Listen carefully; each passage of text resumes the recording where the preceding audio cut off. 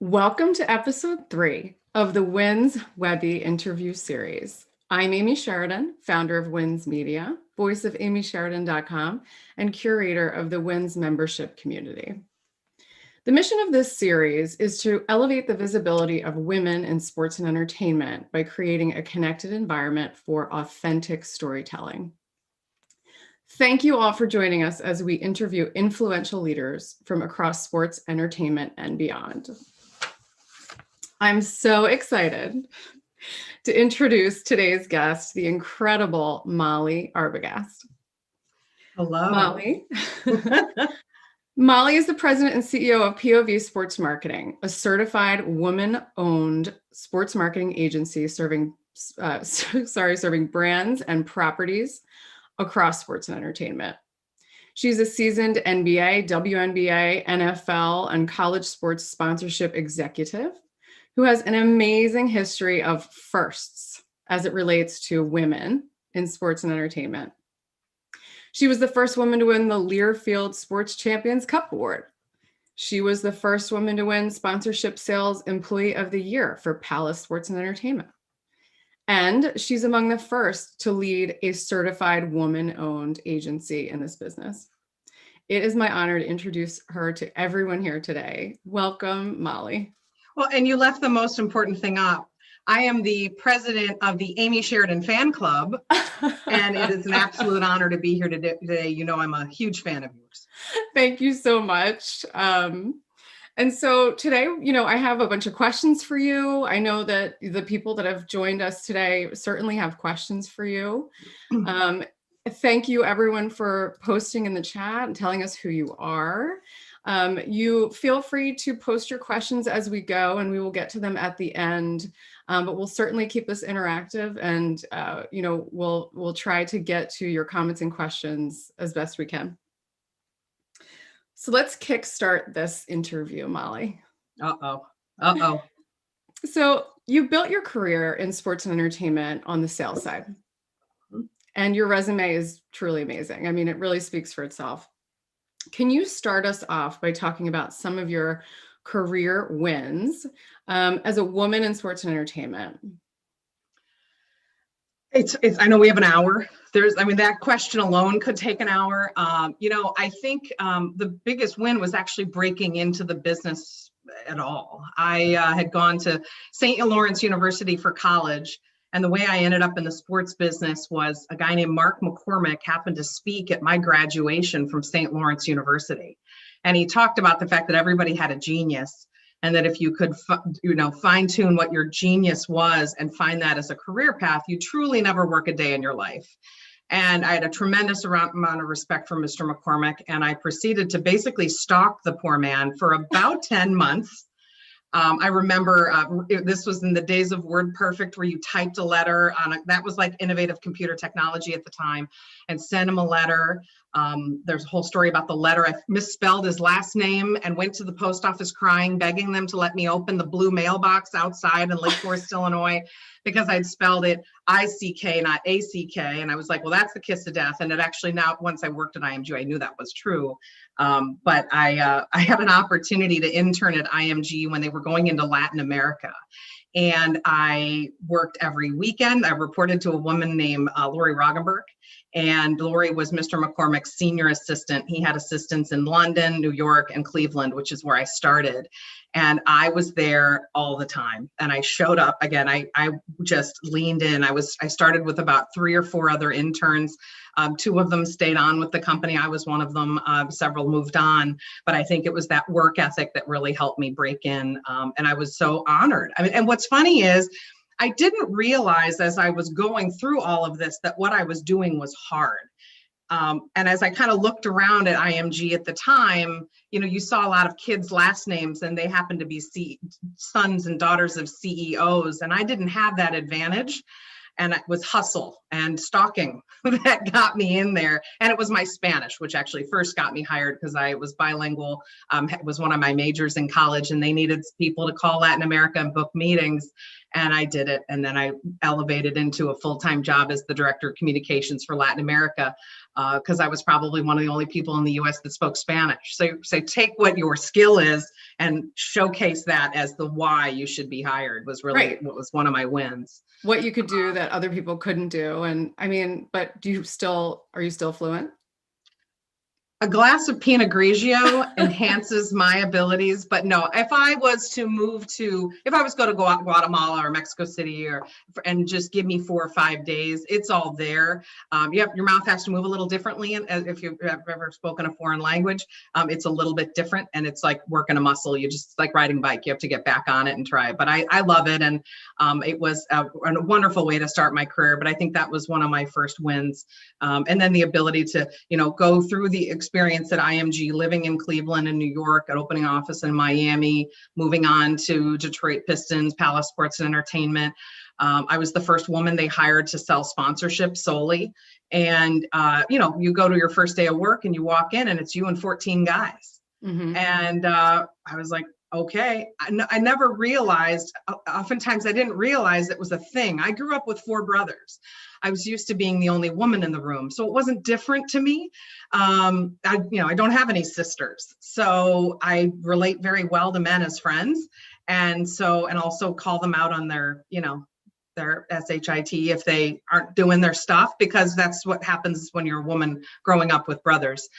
And I really, I just enjoyed the challenge that brought every day, because it was competitive. And I had grown up as an athlete in high school and didn't compete at the collegiate level, but I loved athletics. I rode horses competitively as a child. So that desire to constantly compete, it's ingrained in me. I don't know how to turn it off, and I'm okay with that. I understand. But those are a couple, again, just getting into the business without, a father or mother who could make a phone call. Or in the early days of sports marketing, that really was a thing. You'd look around again, you'd kind of giggle at the last names. You're like, Esri, is your dad, that kind of thing. Right. And they'd be like, yeah, you're like, yeah, my dad's not that. But it's the work and showing up and working hard that helped me get those little wins that put me into a position over time to really excel as an executive. Great. And so sales, right? So you have this amazing track record in sales across many organizations in this business. And I just wanted to hear, what you love about sales. To me, it's the puzzle. It's the puzzle. I remember hearing someone refer to it once as really that good salespeople are diagnostic. They diagnose disease. They're diagnosticians, if I can say that word. Clearly not. And they're able to go in and listen to the client, what they're trying to achieve, and really put all the pieces together to have something come together with brand fit. And I think what's interesting in sports marketing is the marketers talk about brand fit constantly. In sports marketing sales, we're so focused on the sale, we forget the marketing acumen and the things that have to be part of decision making at brand. And so I think I learned that early on in my career, that it was about what the client needed, not what you needed to sell. And really diagnosing what their needs were, putting together a package that spoke to their needs, and maybe even went a step further to say, you had mentioned here were some of your stretch or reach goals as a brand. We can actually help with that as well, and giving them some creative ideas. So I love the creativity of sales and the puzzle, and getting the puzzle right. And if you do it correctly at the onset, and create some flexibility within partnership, it allows brands over time to have that partnership to continue to evolve. Early on in my career, that is not the way things were done. And I think we've gotten to a place where it's much more about partnership and working together, because business is changing so quickly. I remember, Lincoln Financial is the naming rights partner at Lincoln Financial Field with the Philadelphia Eagles, and their contract did not reference the word social media anywhere. It didn't exist. I mean, it just didn't. And even digital, like we weren't doing apps when those things were rolling out. We weren't there yet. We knew where they were coming. I always say, if you want to know where category is going, read the category definition in the Verizon Wireless or a T-Mobile contract, or a Comcast contract or Right. Xfinity contract. They know where it's all going, and so their forethought on category is what's so interesting, because we don't know what's coming in many cases. Right, and all of that stuff is still very recent. Like putting digital into a contract is still shockingly recent, I would say. Mm-hmm. Okay. And so just a final thought there. I mean, what would you say? What does it take to be a successful sales rep? Is there one particular quality that, really lends itself to success in this business? To me, it's all about confidence. It's about being confident in your abilities. When you're younger, I always laugh. You are naive enough to not know anything. So no one's told you it's hard yet. It's when you're older, you get cynical. But I think that the confidence in yourself to say, what I'm about to present to this brand makes sense. The best sellers, in my opinion, have done such great research before they even pick up the phone. They already know the potential brand fit. They know why this is going to solve a problem or scratch an itch that a brand has. And it's not calling the brand and saying, hey, I'm XYZ Major League Baseball team, or I'm XYZ NBA team. Look what I've got. It's, I noticed recently that you all have really made a shift in this, and I was reading some information in your news releases. Again, that's the easiest way to find information, or following them on social now. It's a lot easier now than it was in the 1990s to prospect, I'll tell you that. But understanding where a brand's going and saying, we would love to align with you as you have this brand journey. And we think that we can help elevate your profile, and helping them solve a problem that they probably knew they had, but they didn't know how to fix it. And sports might be the solution. So I think that confidence to say, I think I have something that will help you, and back it up with data and the research. You'd be amazed how many brands are like, wow, well, look at you. Don't you think you know about my business? And you're like, I know enough to be dangerous. Teach me. The ability to sit across as a seller and say to a brand lead, I know enough about your brand to be dangerous, but teach me more. I want this to be a partnership where I raise my hand in a meeting and say something, and you kind of smile because I all of a sudden am an employee of yours, even though I work at a team. I think that that's important. We feel that a lot at agency. Oftentimes I'll be in a First Trust meeting, and First Trust Bank is one of our partners, our longest standing brand partner here at POV. They were one of my first clients, and they've really gone through an evolution in the sports space. But we were in a meeting recently, and I said something. I said, well, you remember the roots of First Trust we were a bank founded by a Jewish man, because the Jewish community wasn't being banked in South Philly. And he saw a need and created a solution. We were working with the Sixers on something related to diversity and inclusion. I said, so we understand what it's like to feel like an underserved community, because that's the roots of the bank. And the COO kind of chuckled, and she's like, well, don't you sound like a First Truster? And I love that, because that means I am doing my job, because I am putting on that client's hat, which is different from Wawa's hat, which is different from other brands that we work with hat. And I think that's the fun part. That's, I think, from the sales side, how I probably was more of a brand marketer in sales than I was a traditional seller, if you will, because it was about marketing solutions. Sports was just the vehicle. Got it. You're getting some props in the chat. And so what I take away hey, there Kate, is, that's Kate Kirsch, Microsoft. Peace. Yeah. So I think the two words that come to mind are diligence and coachability. I think Absolutely. just pulling that out of your response. And I totally agree on both of those fronts. So now that you've taken a seat on the agency side, right, repping brands and properties across the business in what is traditionally male-dominated industry. Mm-hmm. Tell us, so what does it take to be woman-owned in the sports biz? It's so interesting. When I first started the shop, I was talking to Abe Madcore from SBJ, and that group's been so supportive of me. I've said, I think I'm the first woman-owned sports marketing agency, but there isn't a directory. Right. I look forward to starting that directory. where I can say we now have 10 women-owned and certified women-owned by WBENC and WOSB certified, which is related to women-owned small business with the SBA.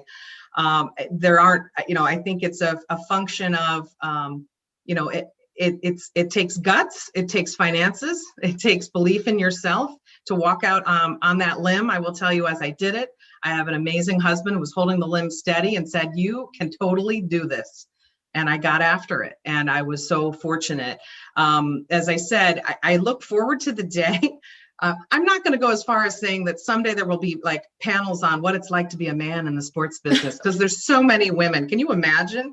No. But times have changed so much. I mean, I started in the sports business in 1992, coming up on 30 years. It's somewhat incredible for me to look back and see, again, being the only woman. I remember going to one of the first World Congresses at the Waldorf, and my buddies who were at the Pistons, I had just started at the Eagles, they took the picture from the magazine and they circled me and they were like, "Where's Waldo?" Because I had like a cranberry colored suit on and my blonde hair and a sea of blue suits.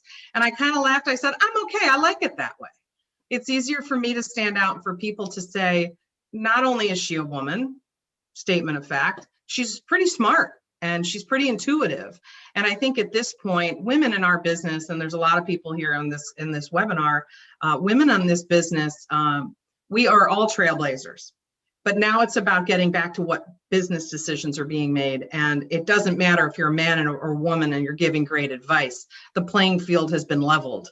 And to me, I'm to a point where if someone asks me to be in a women's panel or something along those lines, I'll say, "I am so flattered. Thank you." When you're having a panel that talks about sponsorship activation, sponsorship results, KPIs, things like that, I would be delighted to participate. Because to me, it's not about the fact that I'm a woman. It's about the fact that I'm a woman-owned agency. We know what we're doing. Our clients have been very happy with our innovation, our creativity, how we adapted during 2020 to a world of no in-game, no tickets, no activation. And it's about your smarts. And so I think that's where we're a great agency. I employ guys. I love Greg Coleman and Zach and my team of guys. We are together, the diversity in our organization and the diversity of thought. And as we grow, it's a huge focus for me to remain diverse and continue to include people that, quite frankly, don't look like me, because not everybody in the world looks like me. And, I want our agency's train of thought to be parallel to what is going on in pop culture, so that we can craft these solutions for these brands that are speaking to the general population, not just a specific population. Yeah.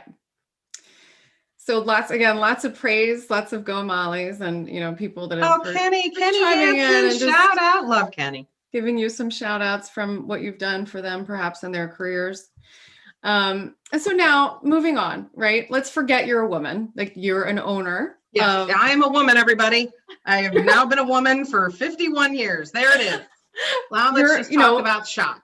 The president and CEO of POV Sports Marketing. And, we've all been along for the journey of the pandemic and the past 12 months. We're coming up on a year since the NBA canceled their season, which I think was the moment where I think everybody in sports and entertainment was like, it was kind of like the big ball drop.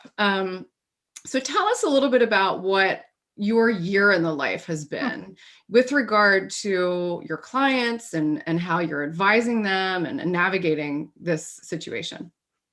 You bet. What was interesting is that our business kind of has two different offerings. So we don't sell sponsorship. I feel it's a conflict of interest. I am now going on record. Someone can dust off this tape in 5 years and say, "But now you're a sales agency." And I'll go, "Well, things evolve." But for me, I feel it's a conflict of interest when you represent brand and you're really focused on building a brand business to go sell property business. But what we do on the property side is we teach properties how to sell.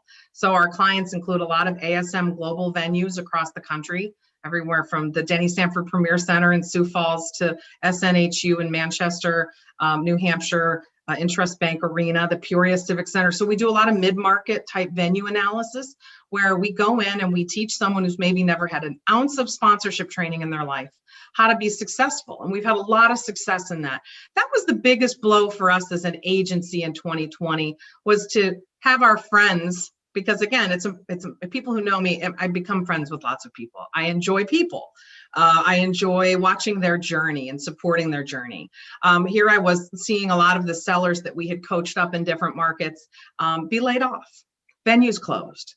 And, it was a really challenging time for that side. We had a few projects that we did last year. We actually just, we did late in the year, we did our first nonprofit project for Maccabi USA, which was an absolute, an honor. And we're continuing to support them into this year with, again, taking a plan we put together and then helping them execute as a sales advisor. That's the part of our business that took the biggest hit. But we're really starting to see property bubble up again and saying, okay, we're about to reopen, we need sponsorship revenue. And while in a perfect world, I would have said, let's do all the venue market and revenue reports we can in 20, because we all have time, there's a pause, and we can look at how signage is being priced, sold, positioned, your marketing partnerships, how you're using digital social. No one had the revenue or the money to be able to pay us to do those things. So that piece of our business is really rebounding significantly. On the brand side, I remember talking to Greg Coleman, who's my SVP, was a former client of mine when I was at the Eagles. He was at Genesco working on Pepsi. I tend to hire a lot of people that used to be my counterpart negotiating on the other side of the table because I have a lot of respect for them. I remember talking to him late February and I said, we've got empty buildings in Europe playing soccer. And pull all the force majeure. And he was like, it'll be okay. I'm like, we all knew 2 weeks later it wasn't going to be okay. And it was a matter of taking a deep breath, taking stock in all the force majeure, making sure legally we knew where we were with substitution language, and then saying, all right, everybody, time to get creative, because we still have the most valuable asset we've bought from every single team deal we have. And that's the intellectual property. And fans aren't stopping being fans. We need to communicate with them differently and get creative. We didn't want to be tone deaf. Obviously, what happened in our country and is still happening, to think that we've lost 500,000 Americans since last March is beyond startling and heartbreaking. And a lot of people have lost their jobs. It was about, making sure that how we were communicating brought some levity and fun to a dark time, and that we could actually do some things that were relevant also to the brand. As I said, what works for Wawa won't necessarily work for First Trust. They have totally different brand objectives. And so this cookie cutter approach wasn't going to be a solution. And so, we started to have a little fun. One example is Stroman Bread is a partner of ours. They're a sponsor of the 76ers. And we had every child in central, in Pennsylvania, in Philadelphia home. A lot of parents trying to do a job, learn how to work virtually, which was, our agency is virtual. So we were virtual before COVID. And if some people were skeptical, now they're like, I get so much more done. And I'm like, I know. We don't need to go to an office with a frosted door. We'll get there someday. But if we really needed to be able to do great work for our clients and then go to client and be in-house and serve our clients. But I said, all these parents are at home, and lunchtime cafeteria is now the island. Recess is, all right, kids, let's go outside for 15 minutes and run around. So I said, let's be part of recess. And so we created 76ers Hoops at Home. And it was a user-generated program where fans could just shoot video of their kids or themselves bouncing a basketball, having fun, being like, basketball will be back someday, but I am still a fan. And some of the content we got was so much fun, and the Sixers shared it. And it was a quick hit execution, but sometimes I don't think you need to go spend hundreds of thousands of dollars in production to go and have something that at that time, the first week of May 2020, it was appropriate and it was very well received. And I think that was one of the things we learned. And then over the year, things evolved and things opened up in different ways. We all got a lot more creative with how do you create virtual meet and greets. If I had mentioned the word virtual meet and greet in 2019, you would have been like, what in God's name are you talking about? Well, it became a thing. And so we had identified some different technologies that brought the ability for an athlete to actually sign on a tablet, a company called FanGage, and do virtual autograph sessions where you'd get that picture emailed to you and then you could upload it in social. But it was a picture you gave them. So it could have been a picture of your father and you at a game and that player signing, and it became personal. And again, a way to connect with fan. That's what we do, people. We connect people to brands to fans, and how we do it just needs to evolve depending on the climate. Right. And I would think that a lot of that stuff is here to stay, right? I think there's a place for some of it. I really do, especially where, People traveling to a stadium or to an event, we all know there's a little bit of a no-show rate based on RSVP, right? Those things happen. Digital makes it a little bit more accessible to everybody. Someone had to work late, but they can quickly get into the next 10 minutes. 10 minutes into the event, they can join. I think there'll be a place for virtual, but I think we go back to in-person event pretty quickly. Yeah. Once we can. Right.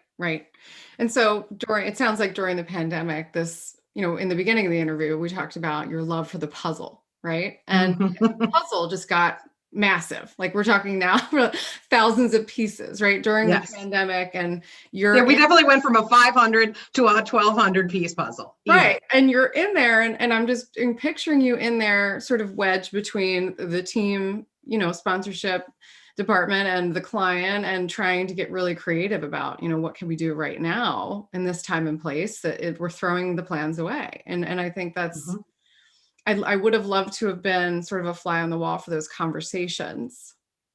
Yeah, I mean, I will say I was really impressed with how teams stepped up.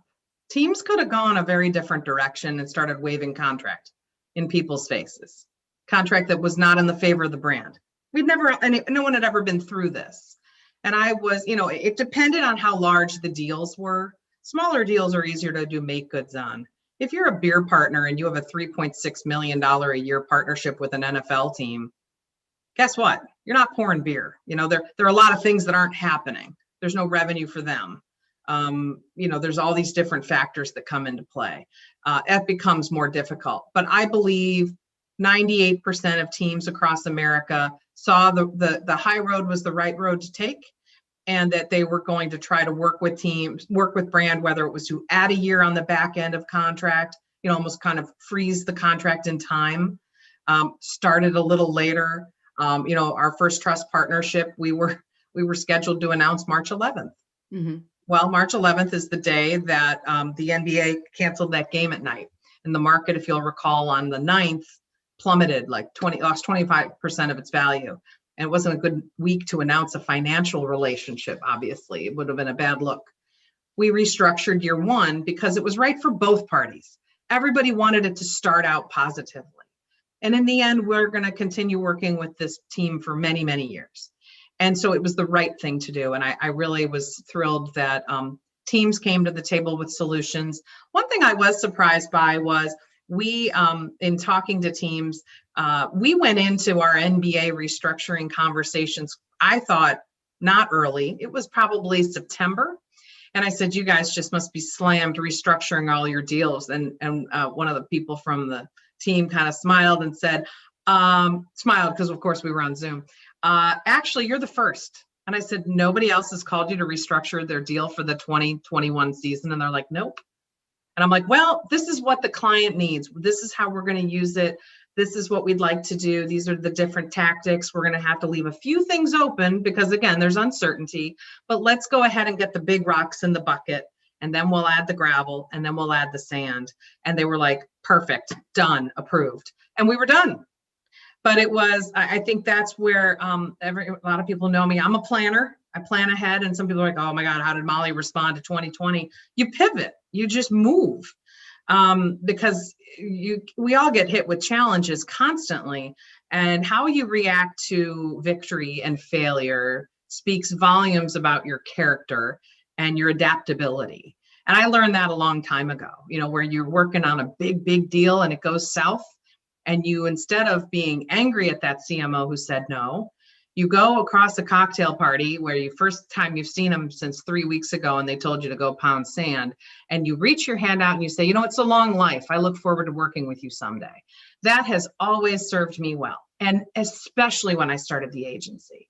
So again, how the teams have handled these curveballs and how we have worked with our clients to say, as opposed to the team telling us our plan, let's go set the plan and share with the team and have them support us, was a far more effective strategy. And I think it was, I don't want to say pleasant. Nothing about 2020 was pleasant, but it was a pleasant experience. And I think the teams appreciated us being involved. It's when an agency really made sense to be part of the equation, to solve the problem, because businesses are running their business, and businesses were dealing with their own challenges during COVID with keeping their employees safe if they were client facing, dealing with our branches open or not, getting enough bread on the shelves. Stroman could not bake bread fast enough. America was eating carbs. Thank you. Support Stroman. But, it's like, we're a 3 loaf a week because I have 2 sons who are just insane. They're 13 and 12. So they just keep eating. But, we want to be such good partners to our brands so that they know we've got it covered. And I truly feel that our clients realize we got it. We've got their back. Yeah, I think you make a really good point that in that time and place, you were there and you were ready when your client and the team were both sort of trying to put together the pieces. And certainly in their roles, they are responsible for a plethora of things, and you're here representing that partnership. So I think that's a really great point. And again, another first for you, that phone call. Yeah. And certainly too, the other thing that I wanted to mention is being a parent, of course, lends itself to pivoting, right? Because, every day, you learn very quickly as a parent that you can't control what's about to unfold. I wish my younger 20-something-year-old had known that a little better. I was a little intense in my 20s. It's probably why I was successful, because I really worked hard. Right. I had certainly, a social life and extracurricular activities and all those different things. But when you become a parent, your priorities massively shift. It was a big driver for me of why I started POV, because I say to women a lot, and I think this applies to men as well, especially active parents. Like, shout out to Mark Cruz, extremely involved in his daughter's life and has an amazing wife named Ozzy. Shout out to Ozzy. They are partners in parenting. I think our moms and dads, where it was like, dad goes to work and mom puts on a muumuu and makes lunch. And, okay, we don't do that anymore, people. Whether you're a stay-at-home mom and your commitment and focus is on the children, or you're a working mom and taking care of children, parents are dual parenting far more now than ever before. And I think that when you become a parent and it is a shared responsibility, parents, you can't have it all at the exact same time in many cases, unless one of the parents says, I'm going to pick up your slack a little bit so you can go do things. When I was at the Philadelphia Eagles and I loved my time there, I was at the Eagles for 10 years out of my career. I had, and again, just loved every day I was learning something new. And when you're in sales, you're constantly meeting new brands. So you're constantly learning about different sectors, which is what I loved. And I just think it makes you such a better marketer when you can see how a brand like Terminex is approaching marketing to a brand like Pepsi, and just everything in between, how the tactics can be similar, but the executions can be very different. I think that we have these wonderful priorities in our children, and we need to make sure that they have the attention. Towards my end of my time at the Eagles, I got way out of balance. And I was at I don't know if I've really ever said this on a webinar, or an interview, but, I was at a picnic. It was the Eagles company picnic at the NovaCare complex. I think Kenny Jansen was at the Eagles at this time. Mark Sanchez, who, let's just say, I just enjoyed looking at him. Again, he was a little closer to my age. I just loved my husband, but let's just have a moment. So he came over to say hi to my little boy, Jack. And at the time, Jack was probably 7. And he knelt down and he said, so Jack, what do you want to be when you grow up? And Jack said, I want to work at the Eagles so I can see my mom. I was crushed. And my husband's like, don't cry. I'm like, I'm not going to cry. I'm okay. Because everyone thinks, oh, you're a woman in business, you're invincible. We are vulnerable. It's actually what I think makes women tremendous sellers and partnership developers, because our vulnerability is on the surface. And I think that that's a wonderful asset for any organization, because I think women build rapport very quickly. But for me, that was a real turning point for me. And I said, I can't do this job running sales at an NFL team forever. I need to change into something that will allow me to feed my love for marketing and sports, allow me to walk up to the bus and say hi to my kids. And that conversation between the corner and the house is when you hear everything that happened at school. And it's a critical time. I know your kids are younger, but you'll get there. And then you kind of let them be. I have that 20 minutes back in my life because I'm here. And maybe I just came back from a 3-hour strategy session at Wawa. Maybe I've been on 3 hours of Zoom calls, but I'm more present. I'm able to be more present in my children's lives. And it's and my husband's been a tremendous support as well to the whole situation. And it's been amazing. So I'm so happy. And it's also something that I plan to do for a very long time. Oftentimes people leave a senior position at a team and they kind of say, I'm going to be a consultant. Mm-hmm. No, we're an agency. I wanted to build an agency of people who have similar interests to I do in terms of commitment to client and also commitment to their passions outside of work. And so as people join us, I always say, well, what is your passion? Because one of the big things at POV is if you want to do a triathlon, we're going to be the ones going, what's the training schedule? Like, do you need to go take a run? Why don't you go take a run? It's a nice day. Amanda on my team yesterday, she said, it's really nice. I'm like, knock off for a couple hours, go back on at 6 and see if there's anything going on. I mean, people, we have cell phones and computers. It's a nice day. The snow is melting. Go take a run. But I think that work balance for me is so critical, and living where you need to live so you can love the people you love. Mm-hmm. That's a life. Yeah, I completely agree with you. We have some parallels there.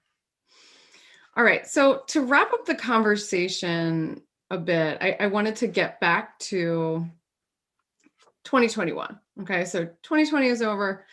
Here we are in February. Here we are in February of 2021. And looking ahead. So is it possible today in this environment, if you're striking a new sponsorship deal, you know, as the go-between between parties, how do you actually structure it in a way that both parties are happy and whole now? Oh, right. To me, yeah, that's even pre-COVID. It was all about making sure that no one lost too bad in the negotiation. That is not a good way to start a partnership, especially in marketing. You know, I remember this is probably 20 years ago, saying one of the guys had closed a deal and really got the client, got the money, didn't give him a lot of stuff. And my boss said, you know what's funny? You always want to make sure that if there's blood on the boardroom floor, it's a little bit of everybody's. Yeah. Because there needs to be sharing of giving and taking. And if everyone takes in a negotiation or one person takes more than another, people remember. And, you know, there's folks in here that know, and in service, if a client isn't beloved inside of a team, they're not going to get the bonuses. It's that simple, people. If you're an annoying client, you're not going to get bonuses. Teams have choice. And my feeling is always, because I've sat on that side of the table and I know, there's times where I'll say to a client, I am happy to convey your wishes, but I'd like to just give you my POV on this. And I'll explain to them, you might win on this one, but I think it sets a bad tone for the future. And I don't believe it is worth fighting. And they'll say, okay, we trust you. And I would say 99% of the time, my clients know that I work for them. They are my first interest. But a positive relationships with teams is critical to our success. And we have great relationships with, again, Monumental Sports. We love working with those guys, the Ravens, the Eagles, the Harris Blitzer. They're both several teams that we work with for them. It's just so much better when everyone is rowing at the same time in unison versus trying to fight here and there. Those things will come up, and that relationship you have of camaraderie will serve you well when there's crisis. And that was evident in 2020. Because every team said, how are you guys? I'm like, we're fine. They're like, how can we help? An example, the Ravens did something terrific. We reached out to them and said, could you guys, they actually did a message, and some of the other, I think the Eagles did it too. They kind of sent a message to employees of companies saying, we hope you're okay and safe at this time. And so we actually ended up reaching out to all of our team partnerships and sent them all out across Wawa's internal, kind of Yammer type system. And employees were so touched that these teams that are in these communities cared enough to reach out and say, we're all in this together, hang tight, wash your hands, wear a mask. And I think that sense of community is just, those little things go so far, and that's what matters. But I think it's about sharing in a partnership means partnership. Sponsorship is when you buy Girl Scout cookies, Dave Rowan, who we used to work for at the Eagles, he'd say, Girl Scout cookies is sponsorship. You're buying cookies, you're supporting them. That's great. Partnership is when we're working truly together and we can support each other in good times and bad. So what are those conversations now as we're entering what we hope to be the path to return to fans and venues? What are those conversations now between the sponsor and the property? What are they talking about? What's coming?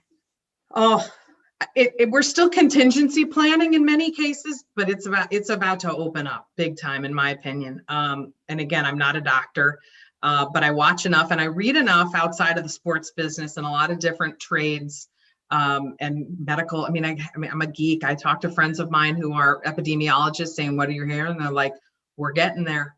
And it's going a lot faster than we thought." And the vaccine and people who have antibodies, the convergence of the data points are showing that we're going to hit herd faster than we probably thought. I think everyone's being cautious because no one publicly, the government coming out and saying, "Stop wearing a mask and washing your hands." That is not the message. The message is to stay the course. But I think as we plan with brand, I anticipate activations being in play in Q4 in person. Q3 is out there. I don't know. I'm not quite sure. We're going to continue with the digital social tactics and things like that. And we might start giving tickets away in Q3. I think Q2 is too early, too much uncertainty. But I could change my mind in June. It's such a day-to-day situation. The approval of the J&J vaccine is truly another game changer. They're expecting, I believe I heard 100 million vaccines to be pushed into the market in May. And between that and what Moderna and Pfizer are doing and planning for July, every American can have access. Whether or not they choose to take a vaccine, I think is the bigger issue of making sure that we have some high-level athletes showing I'm getting a shot, of legends of sports saying I'm going to help lead the way. Networks, sports networks, NBC, Fox, whomever, going out and really highlighting, get the vaccine. It's important for all of us. It's going to open up the whole world, and I cannot wait. I cannot wait to go to a football game. I cannot wait to go to a basketball game. Baseball is, to me, it's a wonderful sitting outside, the crack of the bat. Like I never thought I'd miss it all so much, but I really, really missed it, and I can't wait. Me neither. I really can't wait either. We all are looking forward to that moment. And I think that we all appreciate all of your amazing insights. It's so inspirational to hear you talk. I love the way you tell stories. It's so funny and it's so authentic. And so thank you so, so much for that. At this point, I would like to open it up for questions.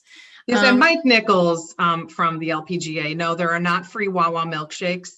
And it's actually only for people that are Giant fans. Sorry, only Eagle fans get free milkshakes, but thank you.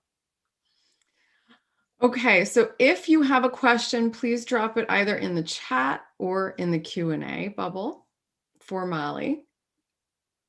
A lot of from Diane, I'm sitting here and smiling. And Kenny, a comment. Jen Adams. Oh, I love seeing all these folks. Lots of people have touched different parts of my life, pardon me. All right, so I'll give a moment for questions.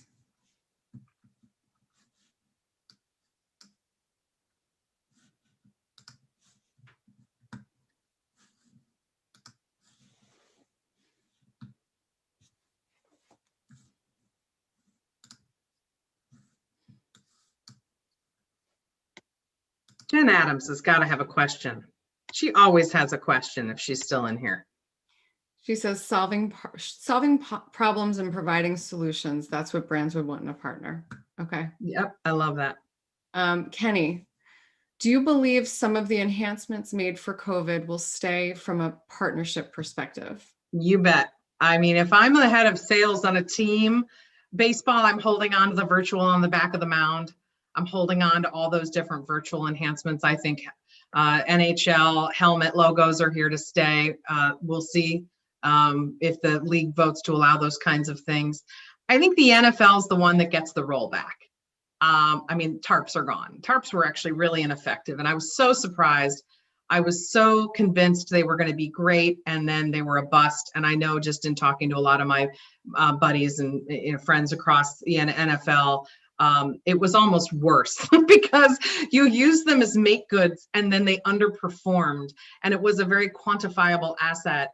And the camera angles were tighter than they'd ever been. I appreciate the in-game experience, or the game viewing experience was paramount, especially in a year where they have significant media contracts are all up in the NFL at the end of this year. It's one of those things that it really crippled the local teams. And I felt for them trying to make good on significant partnership levels, because you do hit a tipping point where they just had to start saying, we're just going to have to give you money back. And my attitude was always to the client, if you're already allocated the budget, roll it forward as credits forward. That's actually a softer blow to the teams. And 9 times out of 10 brands were like, yeah, that's the right thing to do. Let's do that because we've already budgeted for it. And unless their brand was in a financial crisis, this wasn't an economic crisis that was fueled by a bad economy. It was a pandemic that impacted the economy. Hence, a lot of brands had a lot of cash. But I think a lot of things stay in place.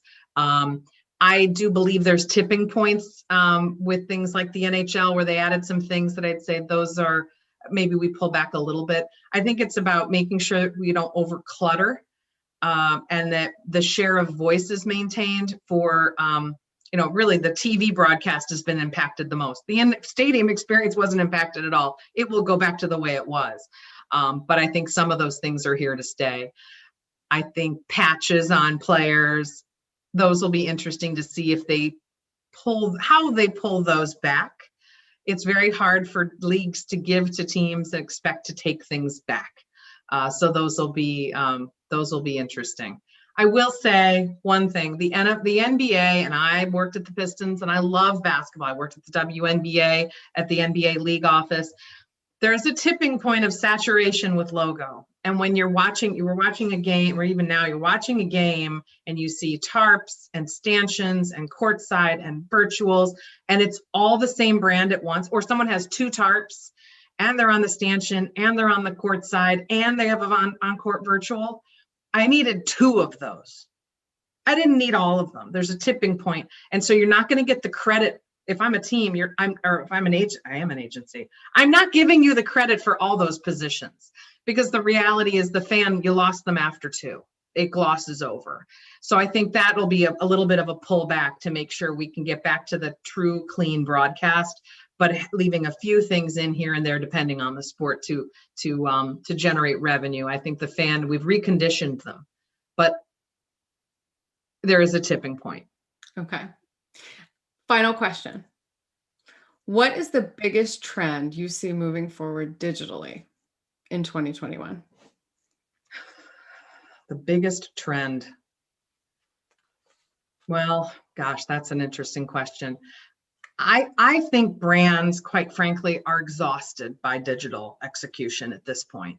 I think we get back into creating a lot of produced content where you're filming and creating those gratitude moments and community moments. I think we get back to storytelling.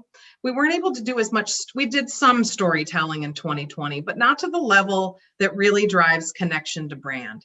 If you guys will remember, there was a great Bud campaign with Dwayne Wade, where he had people bringing them. One gentleman, Dwayne Wade, had helped him go to college, and he brought him his cap and gown. And people were, because it was the time where Dwayne Wade was on his farewell tour, and guys in different players in different markets were giving them their jerseys off their back as a farewell. I absolutely loved that because it was a beer commercial, but it wasn't. It was about the story and the journey, and that's what makes sports. I just got chills. The sport's so proud. If you haven't seen that, Google Dwayne Wade, Budweiser, and I don't know if Amy can find the link at some point, but it was right before COVID, and it was when they opened it up where NBA players could do a campaign for brand or beer brand specifically out of uniform. And it was just so powerful. I want to get back to producing that content, that memorable, shareable content. So in terms of change in digital, I think we did what we could in digital with the restrictions we had. I want to get back to the fun stuff, the surprise and delight moments in person that we're filming, and we don't have to have COVID guidelines in place. I mean, we just shot Tobias Harris in November. We had like 5 creatives on a Zoom call from TPN in Chicago. POV was on. We had 1 POV person on site at the venue. We had some Sixers people. Again, we were shooting it on the fly with the great production team at the Sixers. They stepped up and shot it all for us so we could minimize the number of production people. Oh my gosh, it's a lot to ask of teams, and we need to get back to being able to create great stuff. Kenny Jansen just put the YouTube. Thank you, Kenny. See, problem solving right there. Philadelphia Eagles intern, one of the best ever. Someday I begged him to come work for me. I love that man. There it is, solving problems. And you did get another question from Mike Nichols. Oh God. Uh-oh. Trouble. What make goods can Eagles season ticket holders expect for enduring this upcoming season? Said like a true Giant fan. I've known Mike Nichols for 30 years. Besides being a tremendous sports marketer and operator of golf tournaments galore, he is a pain in my tuchus. That's what he does in his life. That's really funny. We're going to give them all Wawa milkshakes except Mike Nichols. There you go. He's actually been banned from the building. I'm just making that up, but I'm going to make it true. Okay, well, that's a wrap. Thank you all so much for joining us today. And thank you, Molly, for sharing your inspiring stories. In our next episode, we'll talk to Jessica David, who's the marketing manager at Intel Sports, former VC of 76 Capital. We hope you'll all join us. And finally, this interview was powered by WINS, our exclusive membership community for women influencing sports and entertainment. To learn more about us, visit us at wins.media/membership. Thank you, everybody. This was great. Thanks, Amy. Keep doing what you do. One of the best content specialists out there. Loved being with you all. And thanks so much. Shout out to all these folks who've sent me notes, and it's just great to see you all. Let's reconnect offline.